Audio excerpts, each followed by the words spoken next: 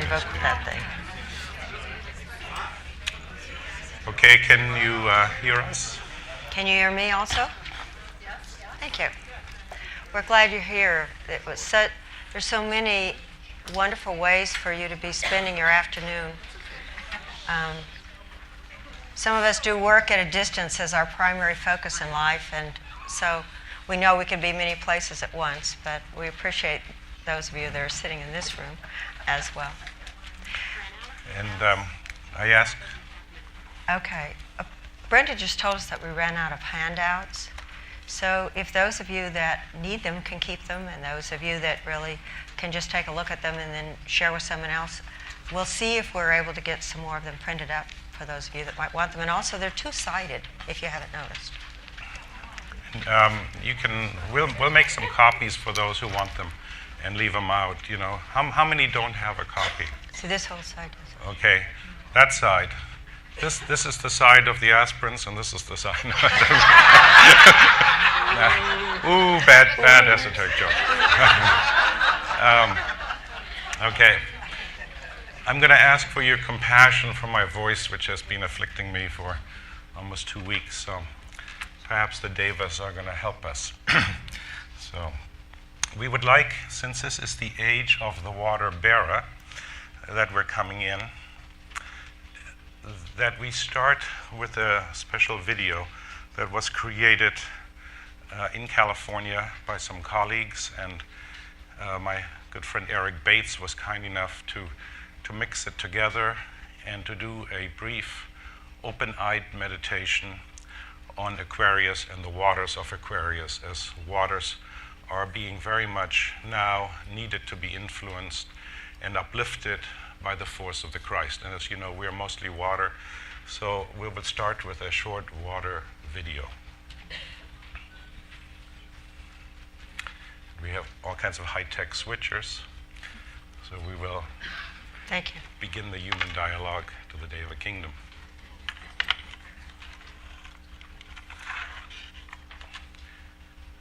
And remember that angels have a distributed body. They don't have a physical body, but they have an etheric body. And that etheric body can be found in bodies of water spread out non-locally.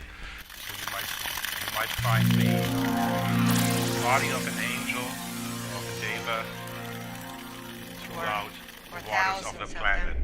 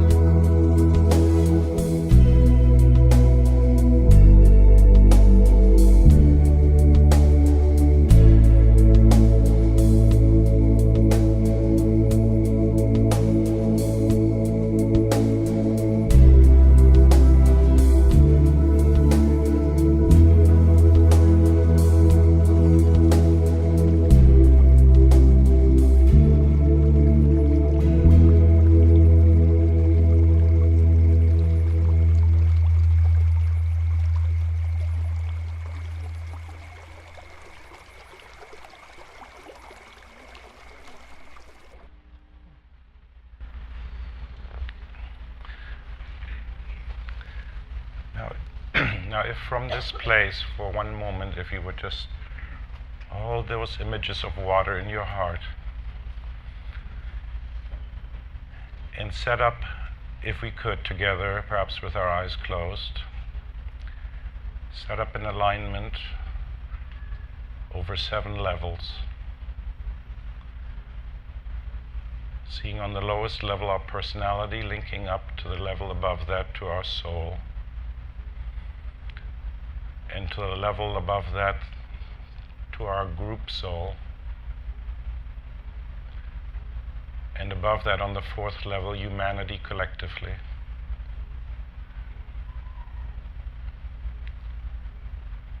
Especially the true humanity now coming into manifestation and preparation for Aquarius. And above that, the hierarchy. And with your breath, rise up higher to the 6th level, to the Christ.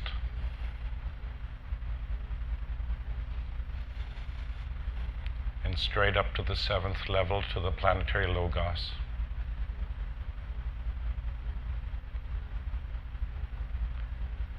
And we invite the presence of those angelic and Devic presences to assist us today to share the collective journey of humanity in dialogue with the Deva kingdom, which has always been, is now becoming, and shall fully flourish in the Aquarian age that we are committed to prepare collectively.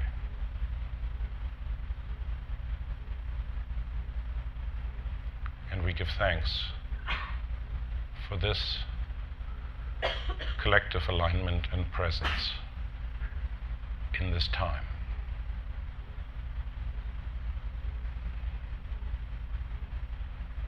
Amen.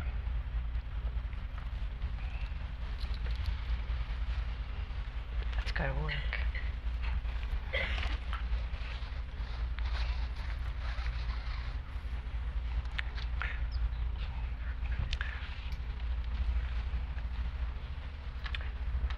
Several years ago, Carl and I went to a seminar in Europe. It was on psychoneuroimmunology, biofeedback. And on that trip, I very much wanted to go see the Black Madonna in Poland because my teacher, Mietek Werkes, has talked in such a loving way about this Black Madonna. So Carl agreed to get a car and take us away from the conference to go to Poland. And when we got to the gate at Poland, they turned us back because Carl has a Canadian passport and there was some illness in Canada at that time. Now, what I've heard since then is this very rarely happens, but it was one of those surprises. That's the reason I wanted to mention this story about how we end up places we don't expect to go. So we made a U-turn, and I was so disappointed. You know, I was boo-hooing and whining. He pulled over to the side of the road, and he got out a big map. And as you know, there's no speed limit over there. And we took off for Switzerland, where there was another Black Madonna. And we arrived when they opened the doors in the church. They're only open once a year, when they take the Black Madonna out of her little caged-in area. We attended the Mass, and afterwards we went for a walk behind the church. And I still felt a sense of sadness or disappointment, you know, because I had such an expectation about going to Poland and seeing this Black Madonna, and I just had a sense that it wasn't happening the way I had planned. And so we walked around in the hills behind the church there, and then came back, and there are stables behind the church. and we walked down through the stables. That's what everybody does, right? Looked in one of the stables, and here was a display of pictures of angels that an artist was doing there. And it was the first time she was allowed to hang these pictures in the church. And I asked Carl to ask the woman who was not the artist, but was with the artist, ask her where the real Madonna is. And they dialogued for a while, and with a lot of animated stuff. You know, German is not a non-animated language anyway. You know, they're doing a lot of this stuff, and I'm just standing there. Turned out that this woman's family, for 7 generations, had been holding the image of the statue image of the Black Madonna in order that she could be held sacred, and that she was quite inspired that we'd come and had been told that we would, and told us then a place to go and meditate in these beautiful mountains in order to really align with the impulse of the feminine, the divine feminine, the mother of the world, the impulse that is coming in more and more now. In that experience, one of the direct things that we were told was to pay attention to the water. Carl lectures about water all over the world. He is a scientific expert on water. I think there was an invitation here to expand that some more.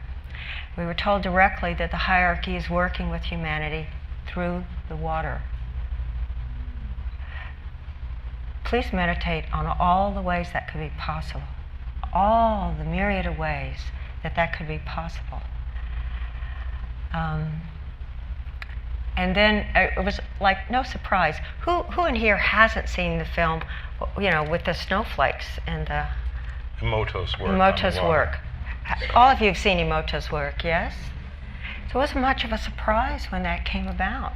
And we could see now it's common among humanity that we can, with our intention, little children these were that were structuring this water with their intention of saying, you know, I love you, create a real material dynamic change in water to make it more complex.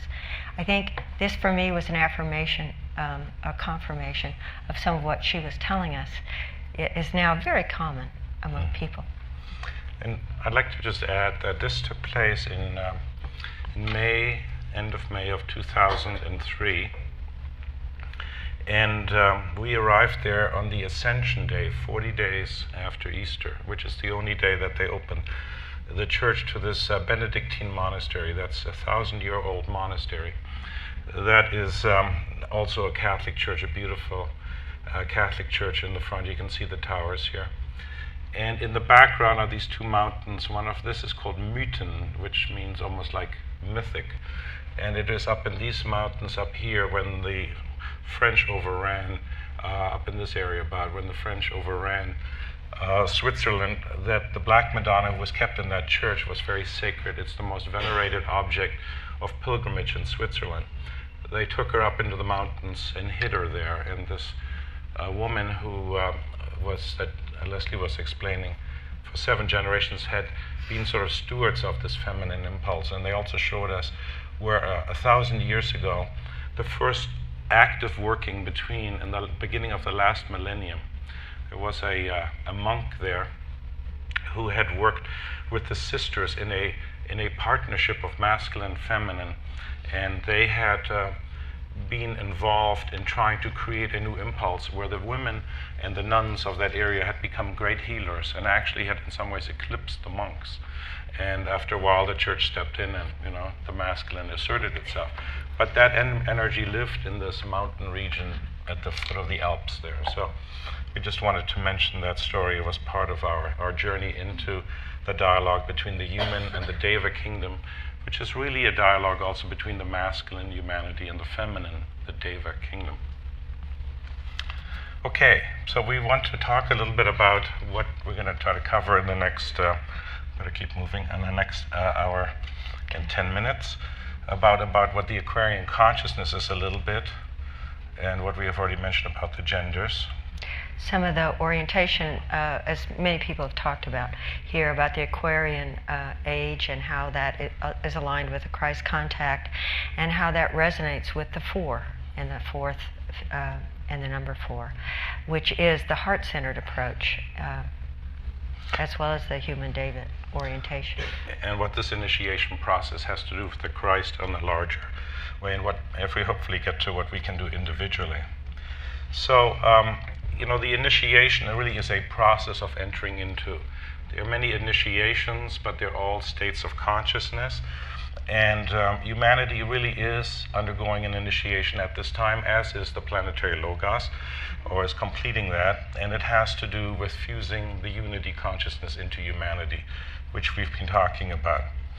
Now, I just want to remind all of us that in the Piscean age, the rays that rule humanity, basically humanity can be seen as having a collective body, as has each individual member of humanity. It's a fractal process. So the physical body of humanity is ruled by the 7th ray, which of course is why business has become so widespread, of not often yet in the true spirit of the 7th ray, but that's the work we're all working towards, helping to create that dialogue. The astral ray of humanity is the 6th ray, not surprisingly, which is of course now undergoing a change. The 5th ray rules the mental body of humanity, and that's why there's so much science and technology. And of course the personality is ruled by the 3rd ray, which is bringing many of the intelligence from the last solar system, which was ruled by the 3rd ray. 2nd ray, of course, is the soul. So notice how it changes in the Aquarian age. It becomes now, the 5th ray becomes the ruler of the whole personality of Aquarian humanity, and the 4th ray now rules the mind. Everything else stays the same, and that's very important because now we have the rays of attribute, this 4th, 5th, 6th, and 7th rays, the minor rays, ruling the personality of the collective disciple, which is humanity, ruled by the soul of 2nd ray, which of course is the ruler of the solar system, and that becomes more emphasized after 2025. So an Aquarian, from a sort of an astrological perspective, are really people who have a universal sense of brotherhood. You might say touch each other universally, have an intense sensitivity to subtle vibrations, are highly organized mentally, not surprising with that 5th ray energy, have a controlled astral body that is responsive to these higher vibrations, a very powerful etheric or energetic body, and a sound physical body. And we've already talked about these rays that rule humanity. Aquarians work at cause, not effect. In Pisces, we deal with a lot of results of effect, and the forerunners in Pisces are working at cause because Aquarians embody the will of God through right relationship and goodwill, and recognize that God immanent is in every human being. So it's a universal brotherhood through recognition, resonance, and acknowledgement. So the very idea that they work at cause is part of why the co-creation impulse with the Deva, of course. Go ahead. So the right relationship between the sexes, of course, is one of the keynotes in the Aquarian age. And sexes, remember that something Rudolf Steiner said, that women have masculine etheric bodies and men have feminine etheric bodies. And men, when you're in a male body incarnation, are more connected with mind and with the physical body, hence, testosterone, all those physical things. Men are quite different hormonally, although we also have estrogen and progesterone and all those things. And in America now, where we have a kind of a challenge with weight, a lot of men are converting the testosterone into estrogen, unfortunately. But that's a medical thing I won't get into right now. However, feminine is more etherically and astrally connected, has a stronger resonance there. And when they come together in balance, they start to create balance between these. This is a necessary consequence of separation into the sexes. So the human-deva dialogue is really also played out in the human relationship between the sexes. And this balance, as you know, is still in the process of becoming equal. We heard today from Steve Nation, about how this is part of the United Nations Millennial Initiative. But even in this country, you know, we're still working this out. It was a big issue in the last century, really, about women's rights. And now that the Nag Hammadi texts have been discovered and the Gospels of Mary Magdalene, Mary, Thomas, and Philip, which are part of the Gnostic tradition a little bit more, we'll talk about in a minute, there is really quite a lot of interest, especially in this year when the Da Vinci book is finally being turned into a movie with Hank, what's his last name? Tom Hanks, yes, Tom Hanks. Hank Thomas. Hank Thomas, yeah. And so, you know, there is this divine feminine as goddess, mythological, the Black Madonna, things we talked about already taking place.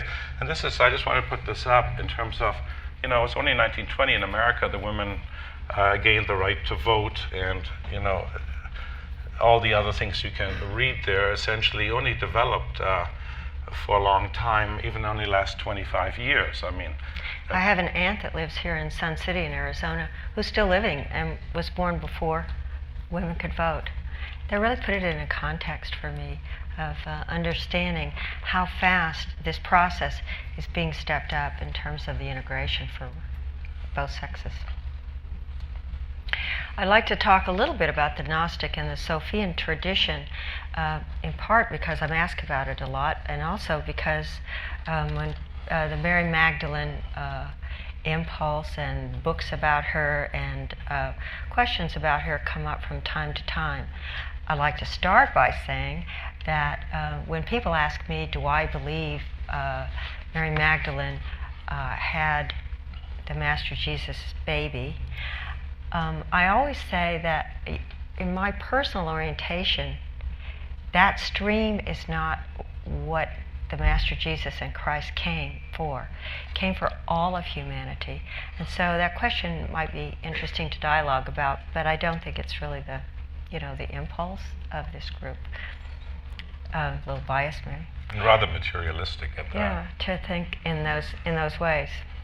But there's sure a lot of good books, about the consciousness of the feminine from the historical Jesus. So the Gnostic traditions are oral teachings that flow out of the inspiration of spirit, and that living spirit orientation is part of what drew me to this body of work. The teachings are not fixed or static, but they invite us to read between the lines, to speculate, to imagine, to wonder what they're about. It does believe in the living presence of spirit that's tangible energy, and that energy was behind the word form. And so as it was the masculine who were writing eventually the Gospels and the written word, it was the feminine who held the verbal tradition very often. And as we know, the Native Americans, many traditions are verbal traditions. So in this process, it is intended that one avoid creed and doctrine and blind faith, but to expand consciousness through an inward orientation, which I think speaks very much of what we think the University Without Walls, what the New World Server will be like. The Gnostic tradition does view Mary Magdalene as both the historical and the archetypical consort and wife of Yeshua, and believes that they are both personifications, that she is the holy bridge, a co-equal divine with the Master. He embodies the Christ Logos, the Word, and she, the Holy Mother, the personification of created wisdom. And that belief is that in the Sophia tradition, which is a sister tradition to this, they believe that if Mary Magdalene is not accepted, the full revelation of the Christos will not be complete.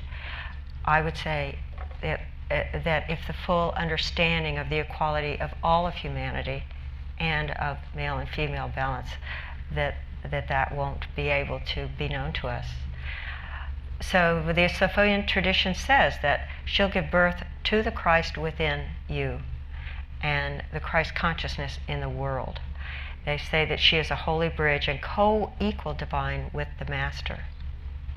So it occurred to us after exploring that kind of thought process to look more deeply at the Pentecost itself, because this was the time that the verbal traditions in the Bible story of the Master Jesus, began to believe that they could understand one another, not only telepathically, but even if they spoke in different languages, that they could understand one another.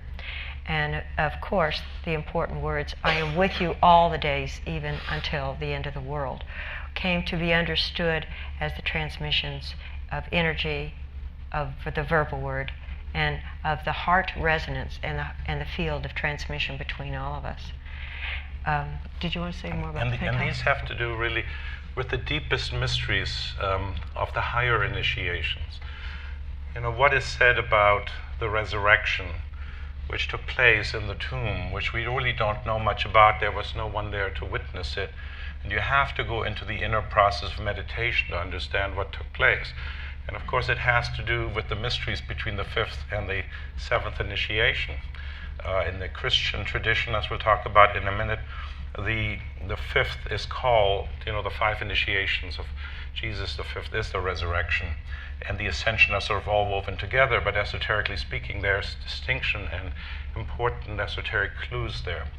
The Pentecost, Penta means 5, is 50 days after Easter, and we're in the fifth root race, and the fifth sub-race of that fifth root race now. We're at a very important point where this teaching now will come forward.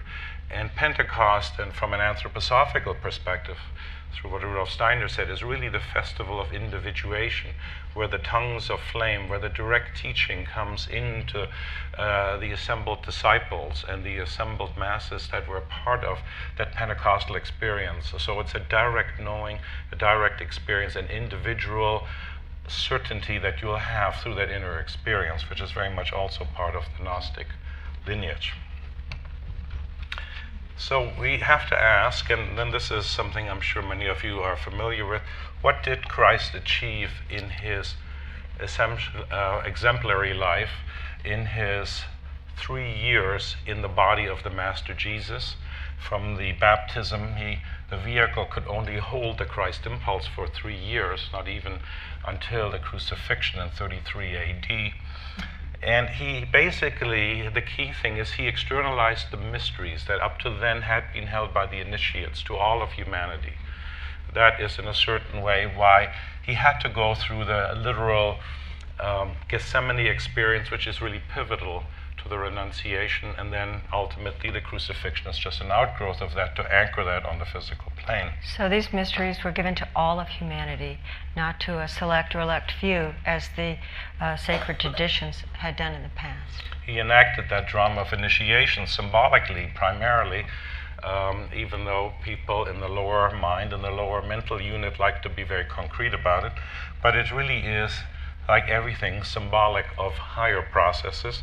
He demonstrated perfection in himself so that he could be the example, the resonant blueprint, as it were, for all of humanity. He revealed God transcendent and immanent as both the cosmic, the mythic, and the mystical Christ. So there's 3 levels on which this was anchored, as everything we know works in Trinity. As a result of that, also the past, the present, and the future was anchored in him simultaneously. He changed the past as he also invoked and brought in the future, which is in the process of working itself out in the present now. And he demonstrated citizenship in the fifth kingdom, the kingdom of souls. The kingdom of God is the kingdom of souls. And as we anchor into that fifth kingdom in this fifth root race, then we are directly aligned with that Christ impulse. So he used the cross as a symbol, as a method of death of the lower nature, so that we could all understand the process of coming to the third initiation and above, which he had already demonstrated at the Transfiguration, and then took us into the fourth, especially the Gethsemane experience of aligning with the will of God, and taught us then finally in the resurrection experience and the higher mysteries that are still largely veiled in mystery to most people because they're high initiations, that death must end and resurrection is possible as an initiatory process. And once we will all learn to have etheric vision, and once we start to research, as scientists are now doing, contacting people on the other side, with electronic instrumentation and communicating with souls who have departed, we will see that death is totally an illusion, that death is just something that the lower mind is fixated on, as the ego does not want to die. I just noticed in number 5 where it says the past, present, and future meet in Him. This is one of the things that we have been told by the Deva is the way that how we can access information that's past, present, and future is completely available to us in the same way because it's part of the same body. And so it's not inappropriate that we can act out of time. These are, aren't these wonderful images?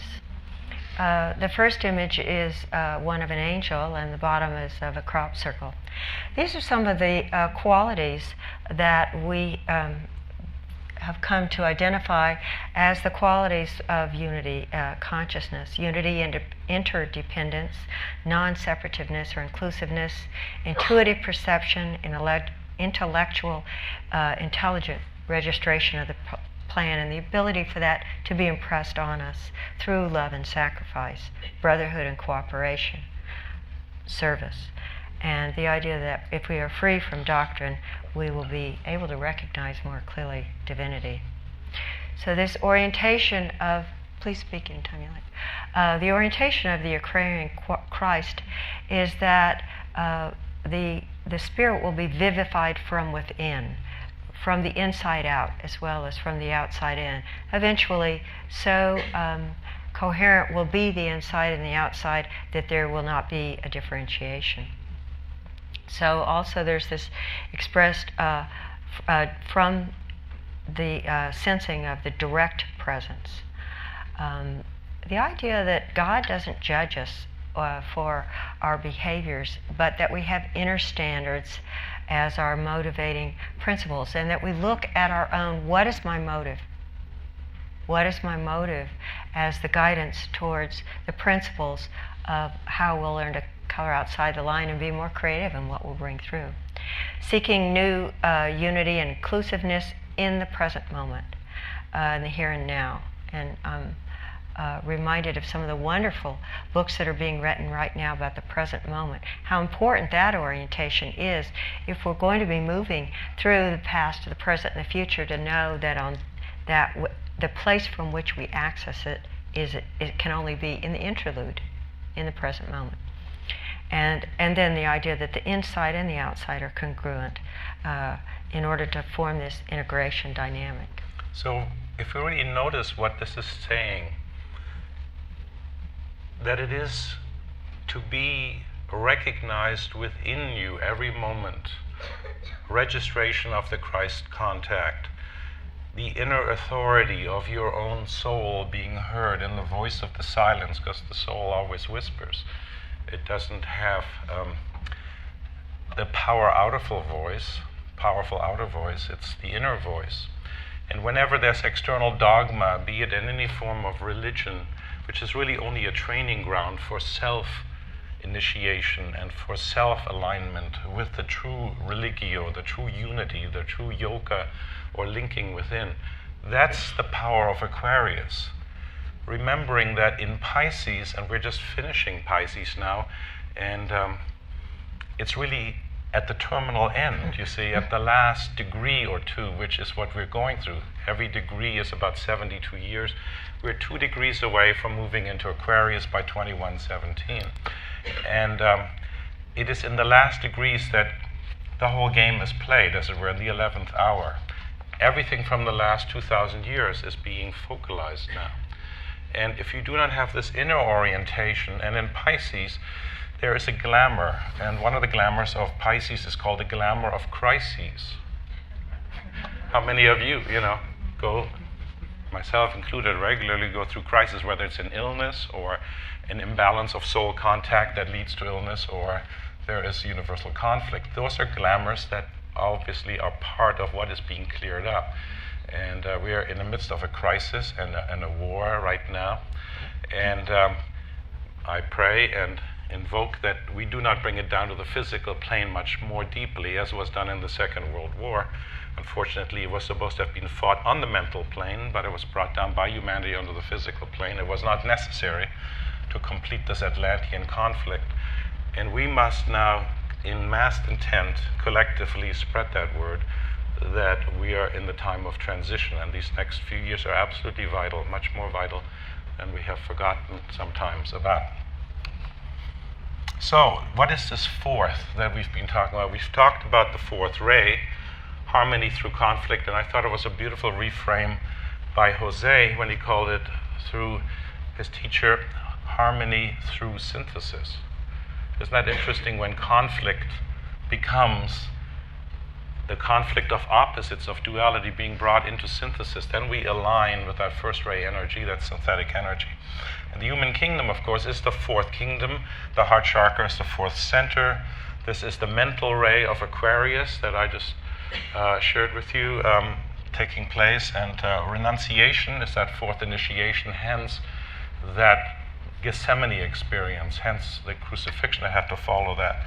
And of course, the intuitional or Buddhic plane, the intuitive knowing plane. The Buddhic plane is the fourth. Planets are the moon and Mercury that bring that through. Mercury is directly an expression of the Christ, as the Mercury and the Sun are united. And of course, the four stanzas of the Great Initiation that was released in 1940 and then more fully brought in 1945. So this fourth ray energy is really key to understand what is coming in. This will happen in all of our lifetimes. 19 years from now, one metonic cycle from now.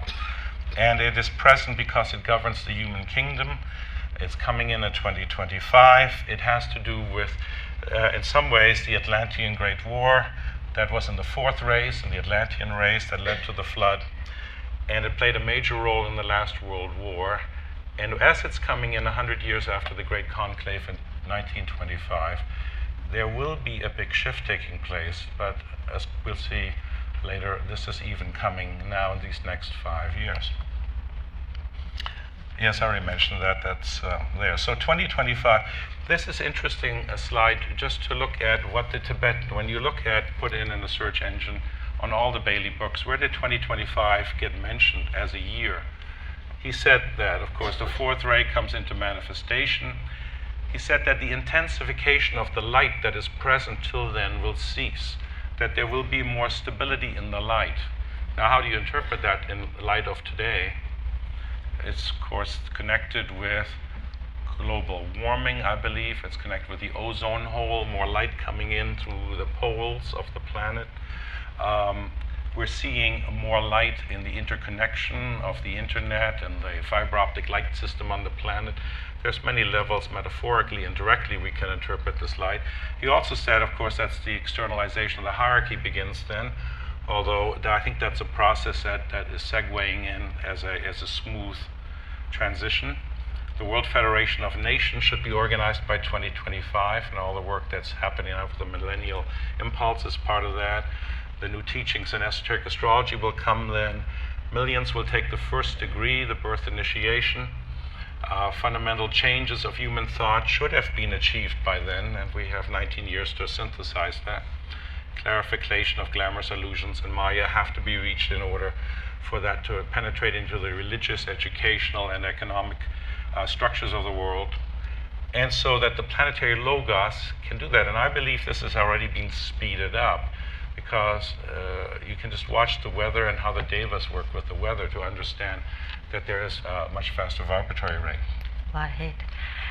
It occurred to me that I wanted to share this great invocation that was given in 1940, and for a number of reasons. As you all probably know, it includes let light and love and power and death. And so it seems appropriate if we can consider that at this time in terms of the ancient fires and giving and having that assertive orientation towards completing that, the death of the old form. Let light and love and power and death fulfill the purpose of the coming one. The will to save is here. The love to carry forth the work is widely spread abroad. The active aid of all who know the truth is also here. Come forth, O mighty one, and blend these three. Construct a great defining wall. The rule of evil now must end.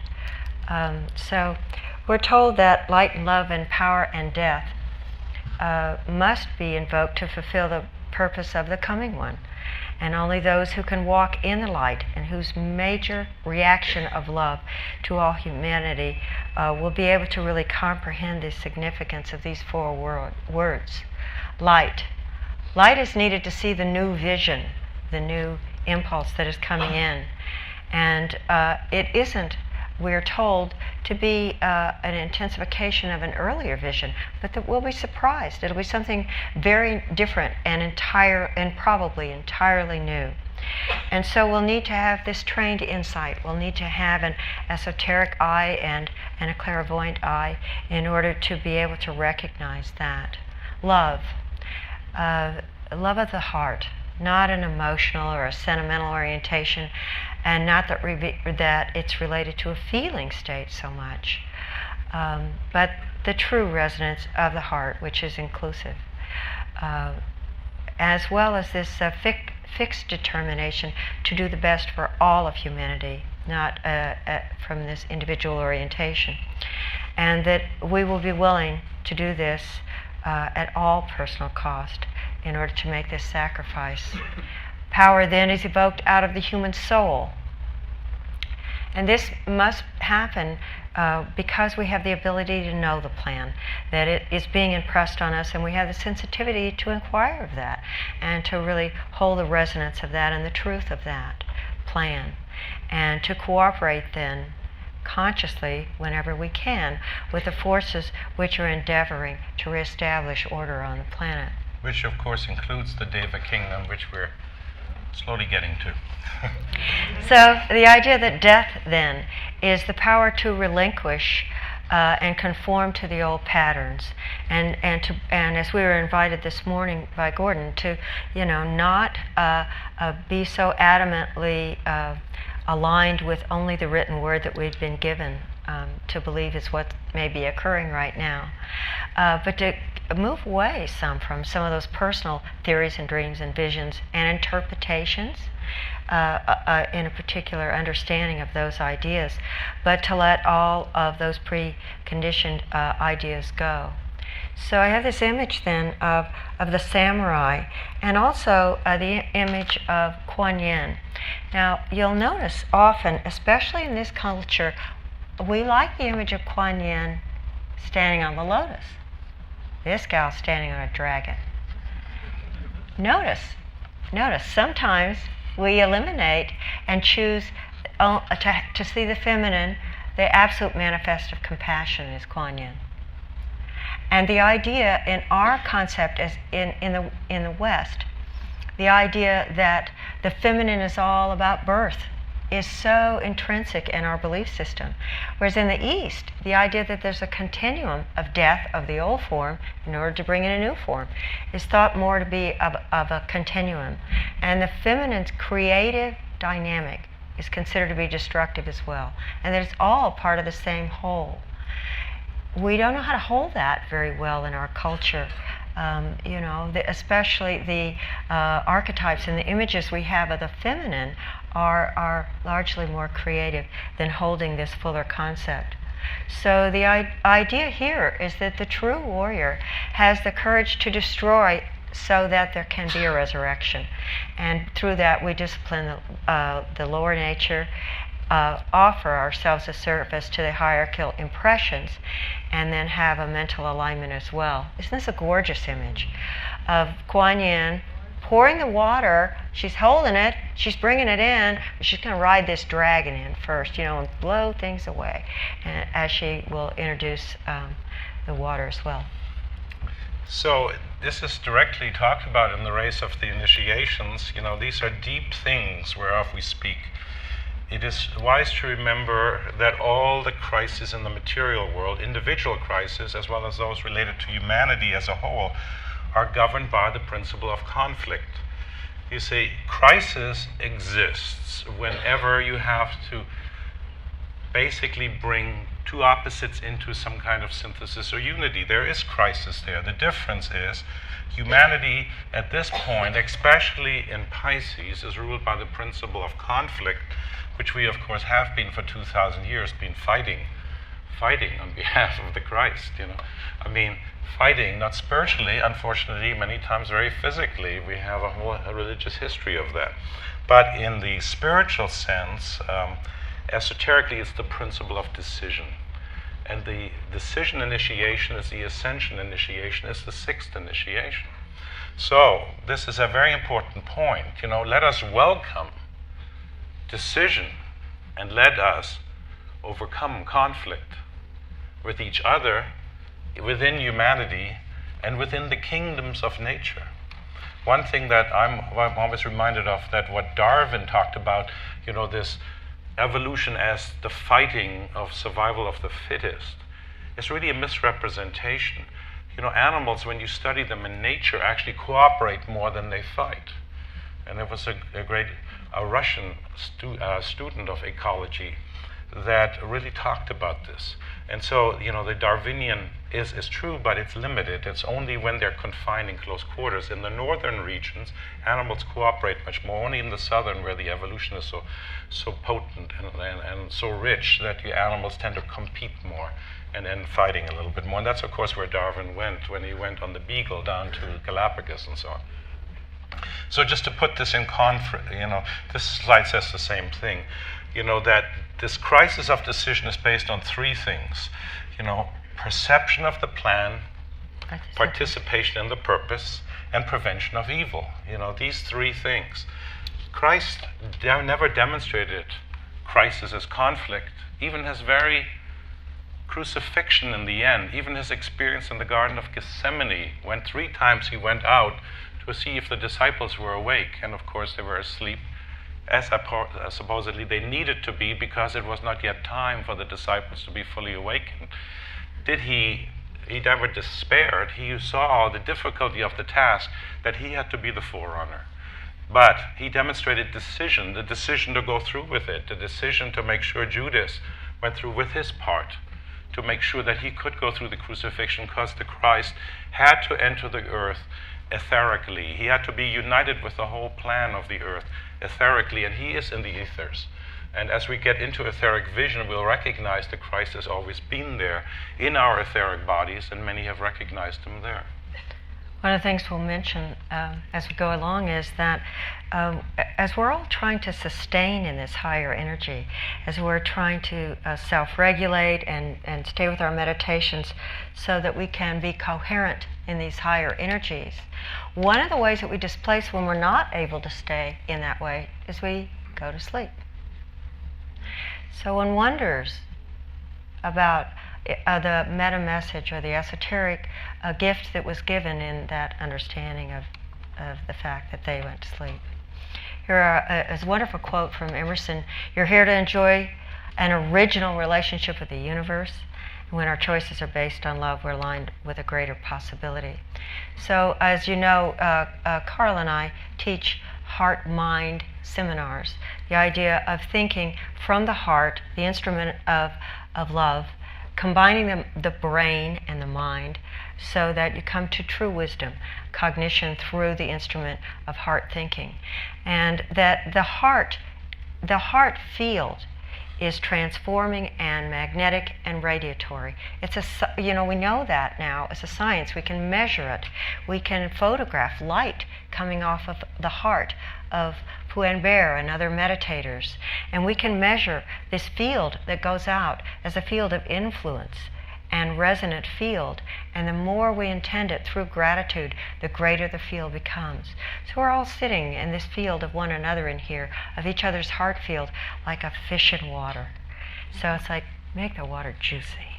And what we said last year is that each of your heart fields goes out 10 feet. Each of you are sitting in each other's heart field. And since quantum physics teaches us that we're all interconnected, you are already in a group field when you sit within 10 feet of each other. So we're told in esoteric healing these number of points about the heart center itself, that it corresponds to the heart of the sun, which is, of course, the spiritual source of light and love, and that it's brought into functioning activity after the second initiation. That would be fully functioning, because of course we're active in terms of being able to elicit that. But when our emotional nature is more manageable and we're able to self-regulate, then this greater coherence can be achieved and our desired nature is more elevated. This is the organ of distribution of hierarchical energy. Wow, not a small statement. This is the organ. Not just this, not just this, not just this, this. So all of those things are necessary, but it's really about the heart. And of course, brings humanity and the heart together. I think this is one of the handouts we gave you, so I won't spend a lot of time on it. We just look at how the mind and the heart are sometimes equated with the masculine and the feminine, or even yin and yang. We like to see that as we come together more and more fully in the center orientation of balanced cooperation, that it's more of the impulse of the future. You know, I think it's, as a scientist and doctor sometimes, and the masculine is so often equated with the mind and the feminine with the heart. It's really a disservice. I mean, you all have minds and you all have hearts, you all have brains and you all have hearts. And that 19-inch journey between here and here is often the toughest one that we're all undergoing, between the mind and the heart. Yet the heart-mind, and that's what we call our organization, heart-mind communications, is really the synthesis of the mind is like the sword and the heart is like the chalice, and you need both of them. They're always present. And what we are wanting to say here is that heart-mind is really the synthesis. I mean, the Tibetan clearly states all these things, that the mind separates and the heart attracts. But you can't have all heart without discrimination in the mind, and you can't have all mind without heart. Those are the two extremes of a continuum. It's in the middle, in the heart-mind, where the pendulum is at that still point. That is what we're seeking to seek. And we wanted to put this up because we were guided to understand that to cooperate with the devas, you need to use the heart-mind. You can't just use the heart alone. You do need to discriminate. We especially like this image because it is truly the marriage of the deva, the angelic, and the hermaphrodite, the balanced male-female of humanity. And she's offering him this marriage, this wedding ring that he's aspiring to as a balanced presence.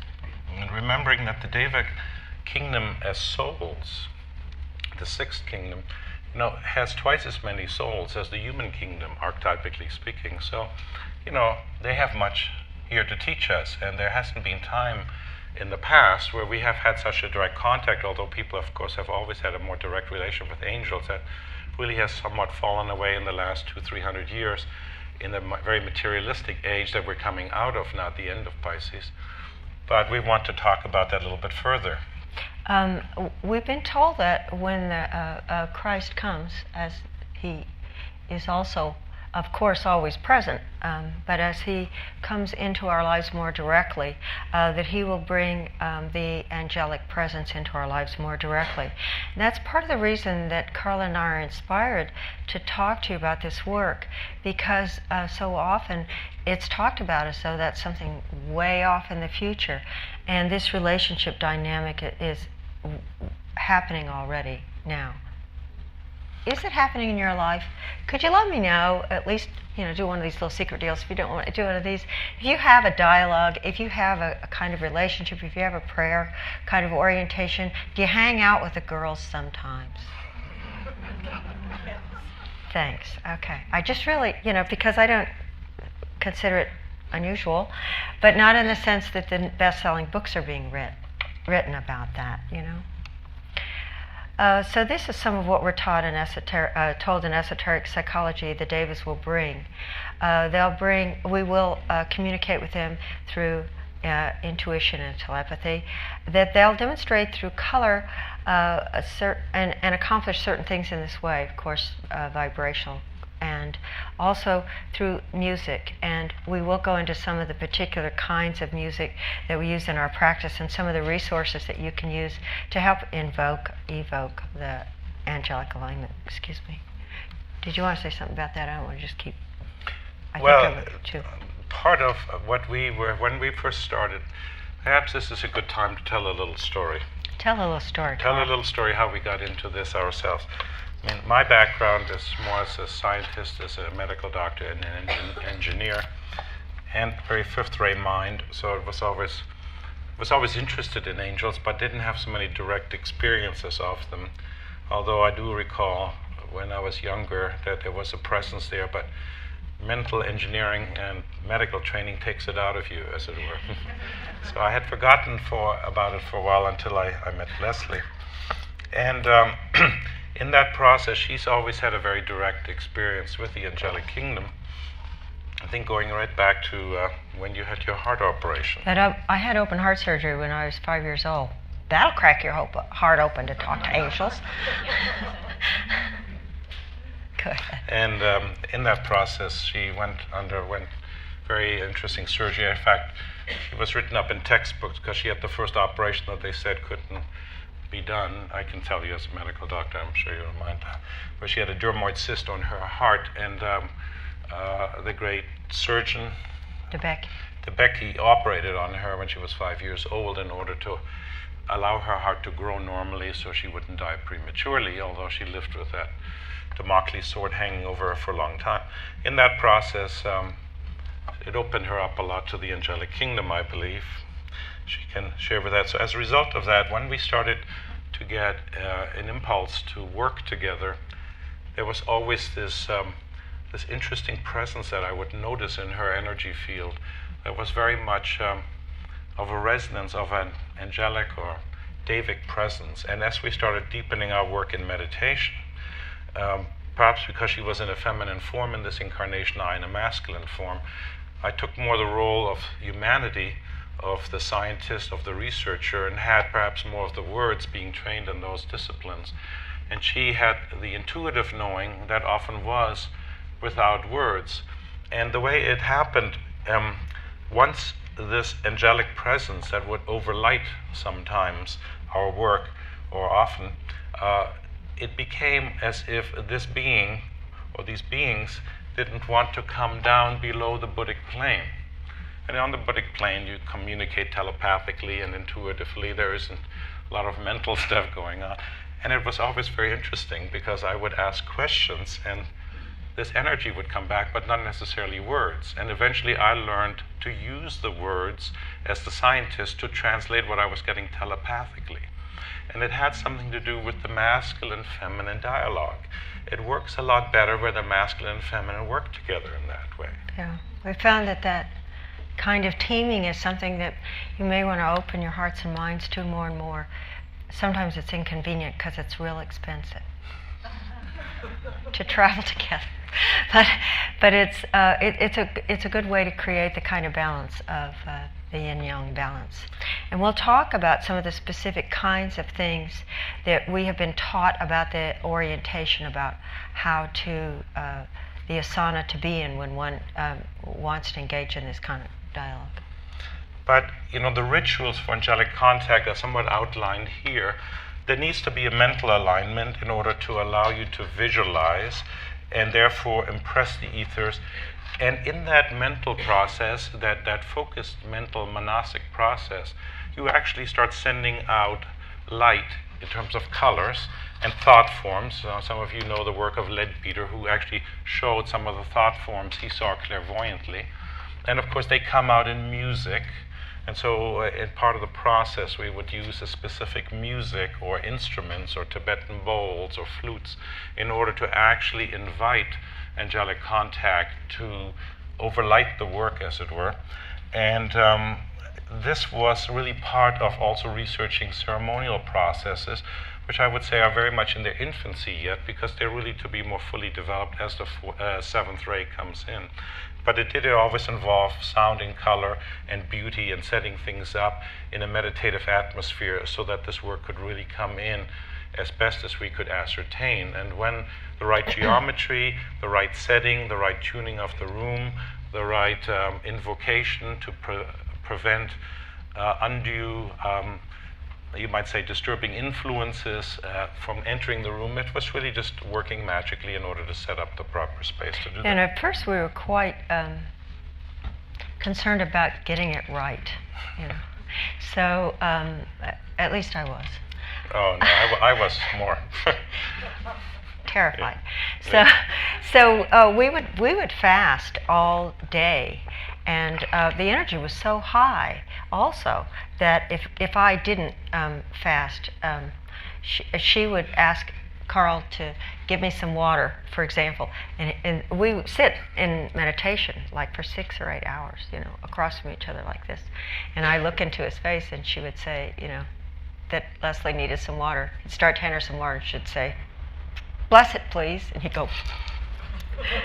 So I'm reminded of inviting you to do that too. Every time you take a glass of water, you know, bless it. It makes it wetter, and it makes it so that the vibration that you're holding in your body can really sustain in higher vibrations. Then we won't be asleep like in the garden. So this was one of the things, and when we did incense and we lit candles, and you know, and we prepared ourselves and questioned our motive. Why am I here? Why am I doing this? Always question the motive before any time of engaging at this level of energy. And if the motive is to serve, if the motive is to love more all these beautiful faces, then, you know, how can that be a glamour? You know, and so question the motive, and then to go into the heart. You know, I have a whole bunch of slides on this, but I'd like to talk about this instead for a moment. This chakra is such a dynamic, living organ. It is, the cave is, as it's referred to, is we know now, this expansive space. And those folks that can see this, I mean, it's a great big room here that we're hanging around in, and we can build it and we can dress it up with our coherence and our love. And all of the teachings say the only time that the Deva has ever used any kind of word that sounded negative or fearful in any way is she used the expression, she said, it is unsafe to meet us anywhere but the heart. This was very early on in our training, and you know, I hung out with that word unsafe quite a bit, and I invite you to do the same, because of all of the dynamic wisdom of the heart, because of the transformative, transducing, what a wonderful instrument this is. I think unsafe has to do with our physiology, it has to do with our karma, it has to do with what we may be sharing with others in terms of our motive. So again, part of the preparation that we did in the ritual was to reestablish what is our motive and are we truly in our hearts. And it helped very much to have questions that you would ask. You know, like seed thought meditations, you ask something you want to research. And there's nothing wrong with asking that from the lower mental. It doesn't have to be abstract. In the process, something would often come through guidance that was quite abstract in response to that, and that was then a scientific process, a reiteration process, to ask and receive and ask and receive, and that would go on as a clarification process. Another one of the things I mentioned earlier, you know, how we made this plan to go to see the Black Madonna and we ended up somewhere else. In these questions you have, you know, you have an idea about how you want to get the answer. Mm-hmm. Guess what? If you can't hold the answer, what seems to happen is you get the first 3 sentences of chapter 1. See you later.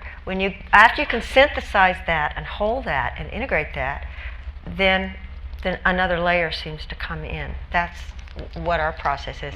And for the, as we're trying to write a book about this, we would prefer it was different.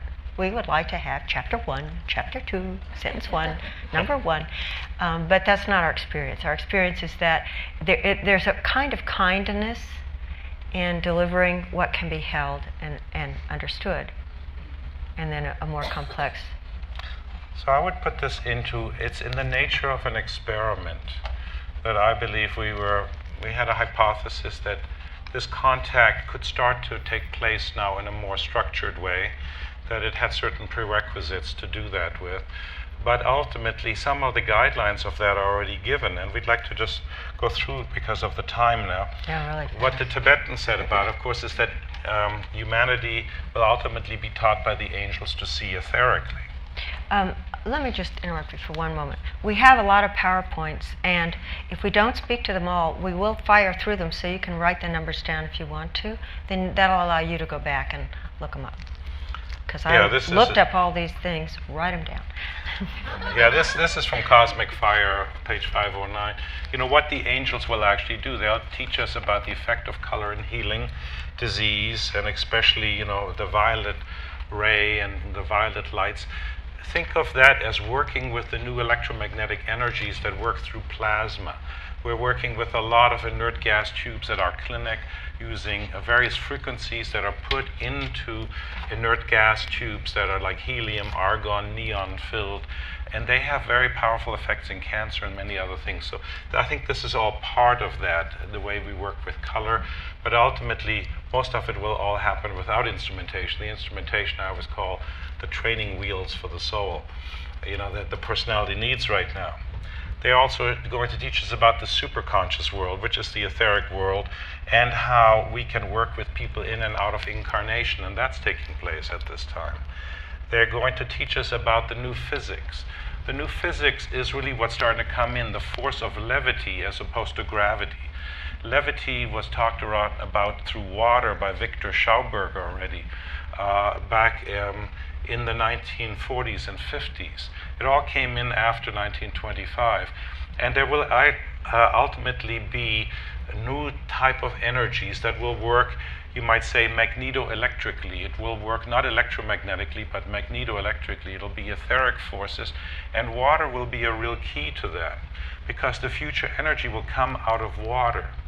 And what was given was that it has to do with light from the sun being stepped down through solar collectors, through the material plane, through the mineral kingdom, and then start to create new type of electricity that will have a new energy riding on top of the electricity. Electricity, Rudolf Steiner said, was called decayed light. But this light, with the more physical electricity you plug in, depends how you get that electricity. And that will ultimately then lead to a cavitation process in water that's called sonoluminescence. And when water is brought through an energetic structure, when we have developed enough clarity to go through the astral plane, which is starting to happen more and more, then we'll be shown power to get directly out of the ethers and directly through water. And that will allow us to have unlimited source of energy from what's called the vacuum domain, or the quantum plenum, or through quantum physical processes. But this time isn't yet, and the devas are not allowed to do this yet. But they are showing us the way, and some of the forward-looking scientists are already preparing for that. So there will not be a shortage of energy. There's just a shortage, of freedom of blockage of energy flowing through our bodies. But, all that we're seeing now, and oil and the wars we're fighting about, all these hydrocarbons, and the whole drugs that are associated with being made out of hydrocarbons, that will all be something out of the past within the next 20 years potentially. So the devas are going to teach us about the superphysical realms. And of course the power of color and sound to do the work of the Christ. That really is how this communicates. Because you see, they communicate differently. Devas hear through light, and they see through sound. We see through light, and we hear through sound. And this is a very, very important principle. That's directly talked about. I think we have a slide for that. This just says that we should give strength to the deva and the deva joy to the human.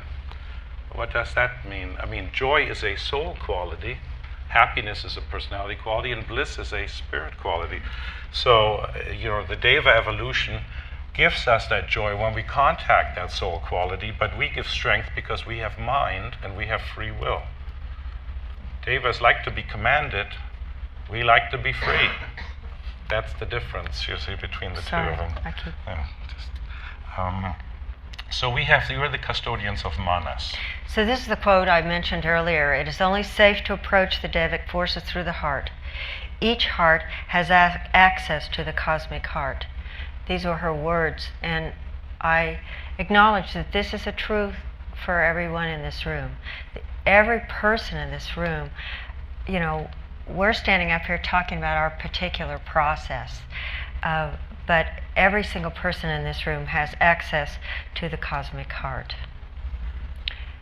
And so they're coming now towards us because the crisis invoked that the Deva kingdom approach humanity, and we are to approach them through the monastic principle.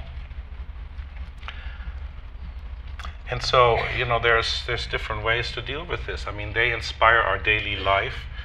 Every time we have a really true inspired thought, there's a Devic being carrying that thought and vivifying it.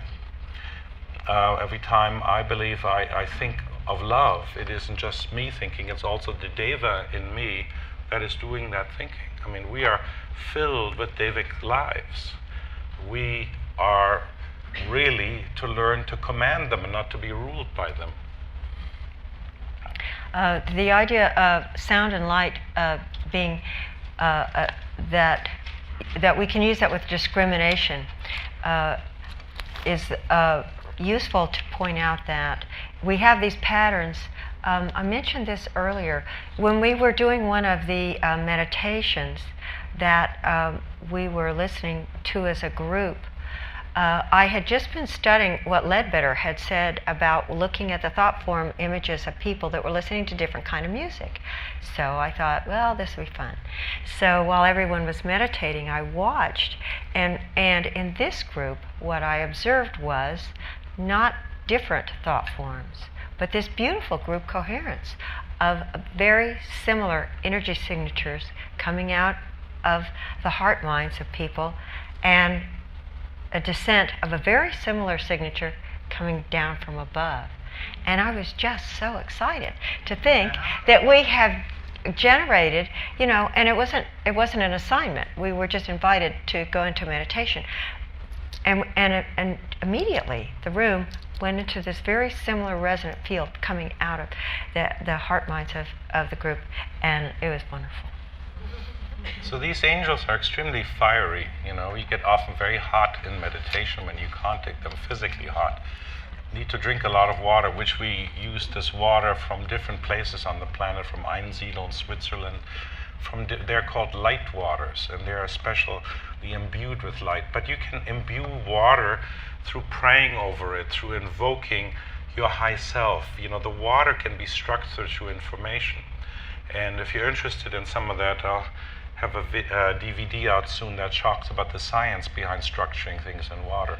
But the water is the key to it, and your body will resonate to that new water that can be imbued with the right intention. But the intention is the key, and your motive is absolutely critical, because it's about creating coherence in all the subtle parts of the bodies. So the physical body, like self-regulation, biofeedback, we find coherence in the physical body. The emotional body, a kind of quiescent, a peace. Then the mental body, aligned, focused, still. Coherence through all the fields, and then you're home free.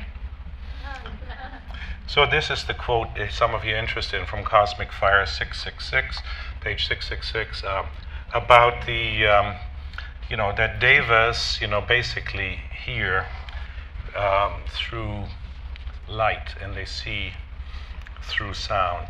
And that is why symbols are so important, and why when we construct symbols and visualize them and hold them monastically in our field, that's how we make contact with the Deva kingdom in that way.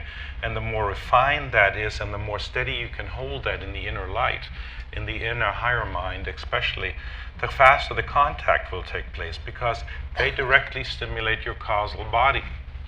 It's in that way that it comes through. It's talked about by the Tibetans. And that geometric kind of symbology also, I think, is going to make mudras more and more important to us because of the geometry of our formation, of how we hold energy, because those mudras hold light signatures that we align with and share with one another. So it'll be interesting to see how those experts in ceremony here in this group, if they also think that mudras are a focus. It's all really symbolic, you know. Your body is a wonderful symbol system. We share almost the same genes except for 0.1%. We all have the same structure, but the energy that flows through it and the vital airs that you vitalize is totally individual. And you're solar angel, and you work together to create the right expression of that. And as you contact your soul and are aligned with your solar angel, then that process is part of the initiatory process that is really going about. So, how do we do this? You know, by means of intuitional telepathy, by demonstration of color, and by definite musical sounds, or you might say creating subtle vibrations in the ether. Even the music will change, and there were certain forerunners of that. This is a complicated thing. You have this in your handouts, if you would, but you know, this is a basic difference between human and deva, and the important thing is just to say is, you know, humanity must learn how to see, and the devas must learn how to hear, is what the Tibetans said. And both evolutions are imperfect. We evolve by expansion. They evolve by limitation. That, of course, is because we are trying to learn to embody and be the will of God. And that is inherent in the angelic kingdom. That is already inherent, that they are here to bring that forward. We have to learn self-control. They develop by being controlled because they represent the will aspect, you might say, on a certain level. They especially the higher ones, because they just respond to the will of the divine, of the will of God in that way. So they have intelligence, whereas we innately demonstrate love, but we have to learn to bring coherency to that love. Never forgetting that love really comes from the cosmic astral plane, and you don't really contact that level until you take the fifth and higher initiations, that you have access to the cosmic astral. Remember, we're mostly down here through feeling nature, practicing on the physical, cosmic, physical etheric, of which the astral is the second from the bottom. Carl just mentioned higher deva, the angelic.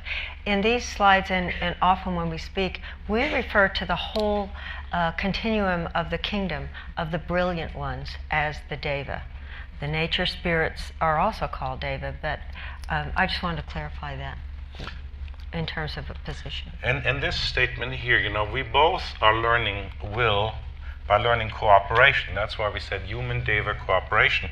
But we learn it through applying the manasic or mental principle, and the deva learns it through love of the plan.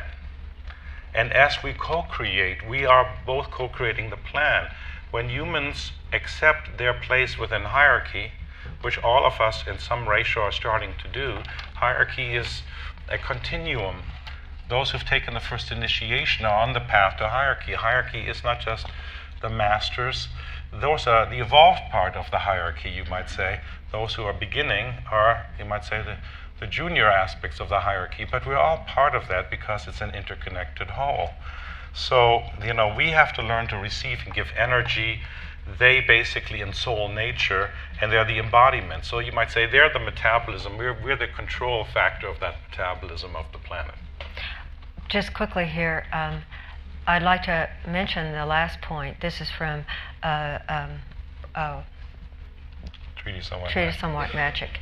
That as we go into meditation, the bottom point here, the first thing of which the aspirant becomes aware is that that within himself which is undesirable.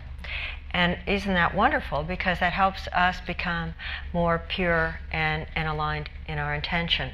But one also needs to know that when you go into these deep meditative practices, that it is an offering of insight for you, and not be kind of bummed out by the reality of who you really are when that big mirror comes flying up at you.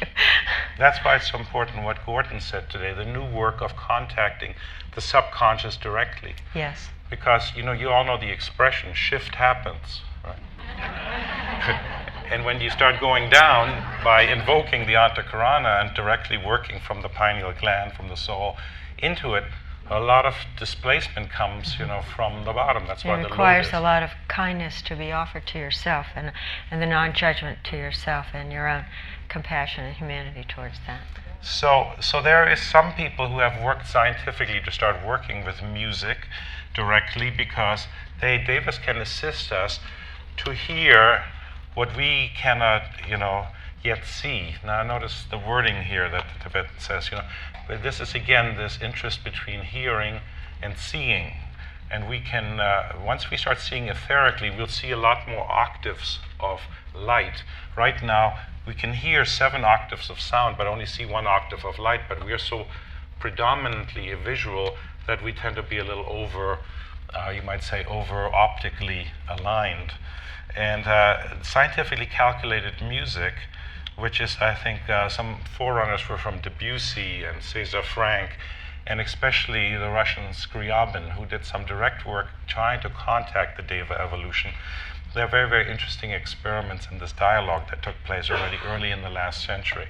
Certainly, Harold has and taught us Harold's continuing the torch. a lot about that orientation. Here are a couple of books. If you'd like to write them down, we put the dates that they that they came about. Carol's book has a lot of real specific examples in it and has a CD in the back of it. Yeah, Cyril Scott was a great disciple. He was a great English composer. He wrote about how the masters influenced sound through the ages, and especially created changes in social structure through different composers. His book would be very valuable. I think it's still in print, Music and Secret Influence Throughout the Ages. Also, David Thames' book, The Secret Power of Music. Corinne Helene, who worked in this slightly different stream, talked about color and music in the New Age. And more, if you just go into color and sound, there are more and more resources out there. A friend of mine has a website called healingmusic.org. You might find that very useful to go to healingmusic.org. We have such a short time. Might I suggest that we Yeah. go to the medical, the Medicine Buddha meditation, and then just the medical orientation? Would that work for you? Yes, we wanted to finish it with music as well. So, it will take a few minutes. Obviously, it's hard to talk about a subject as vast as all of that. Our intention was to show the importance of the whole initiatory process in humanity as being notched up a ramp. And the dialogue with the Devas are part of the greater dialogue with the Christ, and the dialogue with the teacher of both men and angels, which is the Christ, which means that we're being asked to go deeper into our bodies, and the importance of hygiene, of working with our bodies, the importance of the disciple to do periodic cleansing and vivifying water, which you can spin to create a vortex in it, and that is in a very, very powerful way, because everything is based on vortexial action. I'll talk more about the initiation process tomorrow in my talk. What we wanted to invite is a short meditation on the Medicine Buddha to bring healing to us all. Okay. Happen to have bring. No, I don't think I do. Well, then we'll just have to visualize the Medicine Buddha for a minute. Yeah, And because the late hour, we wanted to close with water again. Take That's a lovely. quick meditation on water. Actually, I'll pull the image up. I think we've covered most of these things. There you see, Initiation 101, the Medicine Buddha.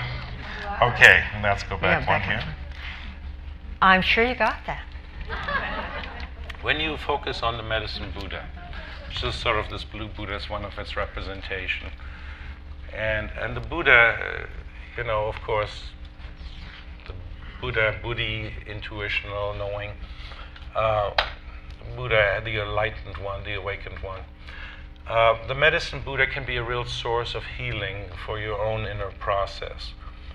Because as you invoke and take refuge in the blue medicine Buddha, you can enter into it in a very pure way and ask for the afflictions to be liberated and to be lifted up or out of you. As you do that, you can align with the Dharmakaya body, the pure, highest realm of where all the Buddhas reside. It's one of many, many Buddhas. You know, one thing about the Buddhists, they're very, very well trained in multiple levels of reality and multiple levels of Buddhahood. And they actually say in the invocation, the radiant beams of clear light stream forth from your heart. And as you meditate on this Buddha, it's possible that you might have that same experience, the crystal beautiful light that pours out of the heart of this lovely Buddha, that for hundreds and thousands of people have aligned in this energy and re-empowered this thought form as well as the being. We found it very powerful to enter into the medicine Buddha in preparation to receive the dispensation of the Maitreya Buddha, the Christ Buddha of the future, who will bring a new language. That language will be written in fire, and it's a language not yet on the planet.